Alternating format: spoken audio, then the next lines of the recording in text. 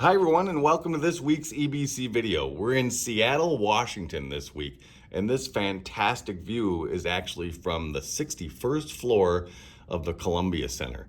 Here, I'm going to try to get into the view for just a moment here, and then we're going to let you have another look. Now we're here in Seattle, Washington, and we're thinking about Mark 6 verses 1 through 13. And we're going to focus actually today on just the first half of those verses and the story in which Jesus arrives at Nazareth after he's been doing some of his teaching. It's going to end with the idea that Jesus is amazed. And I'm going to pause there because we'll talk then about what Jesus was amazed about.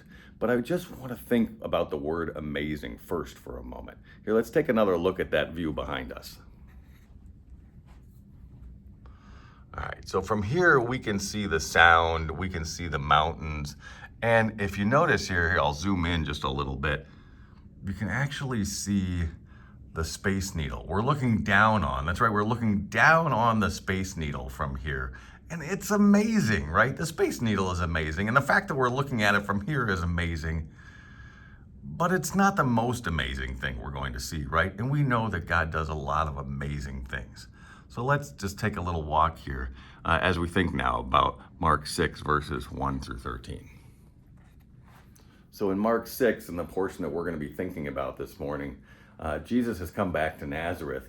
And when he arrives at Nazareth, he's doing his teaching, and suddenly he discovers that the people in Nazareth don't really believe in him, right? They see, instead of Jesus, the Son of Man, they see Jesus, the son of a carpenter who they know. And in fact, they start asking each other the rhetorical question, isn't this Jesus? Isn't this the son of Joseph?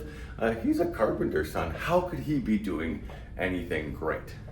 And so it says that while Jesus is in Nazareth, he could perform no miracles except laying the hands on a few people.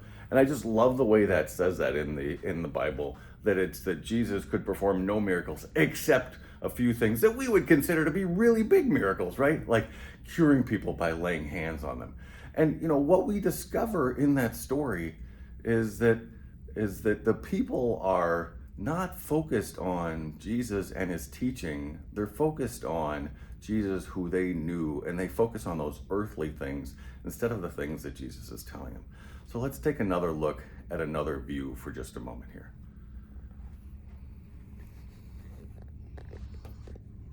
We're going to zoom in on this one because it's a little hard to see without a little help. That's Mount Ranier, and we're looking out at that, and it looks both at once, both small in the distance and also absolutely gigantic in the distance, right? That's 70 miles away from us right now. And even though we're on the 61st floor and it kind of looks like we're about even with it, oh, we're not. It's an enormous God-made wonder of the world that we get to see. And we're amazed. We're amazed because in the moment that we're looking at that, we're focusing on what God has made for us instead of on what we already think or what we think we already know about the whole scene here. And that's the same way that the people in Nazareth were thinking about Jesus the way they already thought about him instead of the way God was asking us to look at him. And the Bible says at the end of that story that Jesus was amazed, but at their unbelief. It's one of the few places in the Bible where we see lots of places where Jesus sort of declares that, you don't believe or that you don't yet believe. This is one where Jesus says he's amazed at the unbelief. It's better for us to be thinking about what amazes us in our everyday lives that are the great things that God does. And everything about the scenes that we've seen are a part of God's creation. So the man-made Space Needle is a part of God's creation, and this beautiful mountain is a part of God's creation, and everything we do is a part of God's creation. And there's wonder and amazement to find everywhere. All God is asking us to do is to make sure that we're focusing on what he's hoping we'll see instead of just focusing on what we already think we want to see. So everyone, look for something amazing. Don't put the glasses, the color on of sort of seeing it the way you want to see it. Pray that God will show it to you the way God means for you to see it this week. Have a great week.